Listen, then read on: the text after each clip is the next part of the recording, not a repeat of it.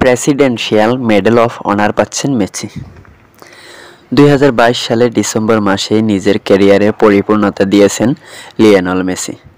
বিশ্বকাপ জিতে পেয়ে গিয়েছেন ফুটবলের সম্ভাব্য সব শিরোপাই। এবারে পাচ্ছেন মাঠের বাইরে অন্য এক পুরস্কার। বিশ্বের অন্যতম দামি পুরস্কার ও মার্কিন যুক্তরাষ্ট্রের সর্বোচ্চ বেসামরিক সম্মান প্রেসিডেন্সিয়াল মেডেল অফ অনার পাচ্ছেন ফুটবল বিশ্বের এই কিংবদন্তি। আগামী 20 জানুয়ারি আনুষ্ঠানিকভাবে হোয়াইট হাউসে আসবেন নতুন নির্বাচিত প্রেসিডেন্ট ডোনাল্ড ট্রাম্প। তার আগে নিজের বিদায়ী সময়ে লিওনেল মেসি সহ মোট 19 জনকে সমাজের বিভিন্ন ক্ষেত্রে অবদান রাখায় প্রেসিডেন্সিয়াল মেডেল অফ অনারের মর্যাদা দিচ্ছেন বর্তমান প্রেসিডেন্ট জো বাইডেন।